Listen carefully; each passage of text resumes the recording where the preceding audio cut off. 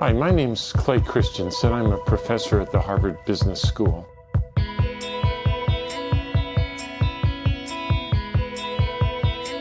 I brought with me a set of puzzles, all related to innovation.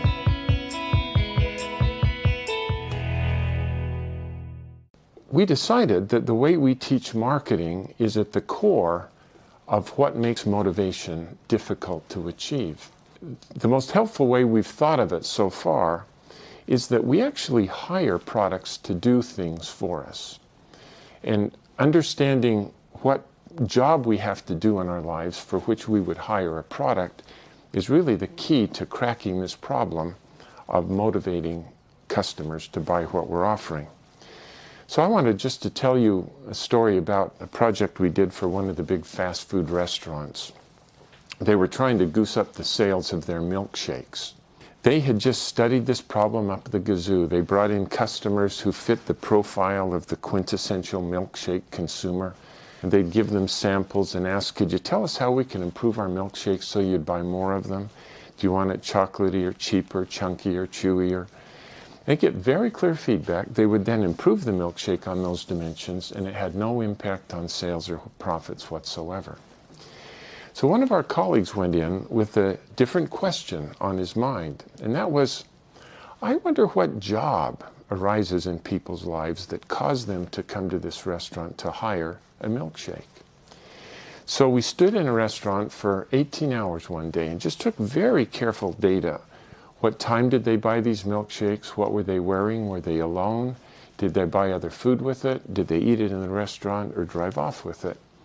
It turned out that nearly half of the milkshakes were sold before 8 o'clock in the morning.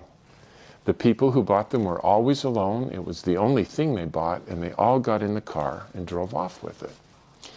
So to figure out what job they were trying to hire it to do, we came back the next day and stood outside the restaurant so we could confront these folks as they left, milkshake in hand. And in language that they could understand, we essentially asked, excuse me please, but I got to sort this puzzle out. What job were you trying to do for yourself that caused you to come here and hire that milkshake? And they'd struggle to answer, so we'd then help them by asking other questions like, well, think about the last time you were in the same situation, needing to get the same job done, but you didn't come here to hire a milkshake. What did you hire? And then as we put all of their answers together, it became clear that they all had the same job to do in the morning, and that is they had a long and boring drive to work. And they just needed something to do while they drove to keep the commute interesting. One hand had to be on the wheel, but somebody had given them another hand and there wasn't anything in it. And they just needed something to do while they drove. They weren't hungry yet, but they knew they'd be hungry by 10 o'clock, so they also wanted something that would just pull down there and stay for their morning.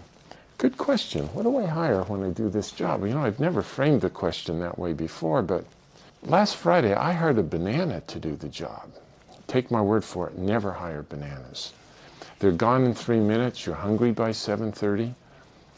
If you promise not to tell my wife, I probably hire donuts twice a week, but they don't do it well either. They're gone fast, they crumb all over my clothes, they get my fingers gooey. Sometimes I hire bagels, but as you know, they're so dry and tasteless. Then I have to steer the car with my knees while I'm putting jam on them, and then if the phone rings, we got a crisis. I remember I hired a Snickers bar once, but I felt so guilty I've never hired Snickers again.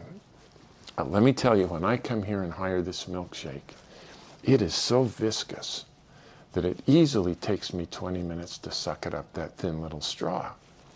Who cares what the ingredients are? I don't. All I know is I'm full all morning and it fits right here in my cup holder. Well, it turns out that the milkshake does the job better than any of the competitors, which in the customer's minds are not Burger King milkshakes, but it's bananas, donuts, bagels, Snickers bars, coffee, and so on. But I hope you can see how, if you understand the job, how to improve the product becomes just obvious.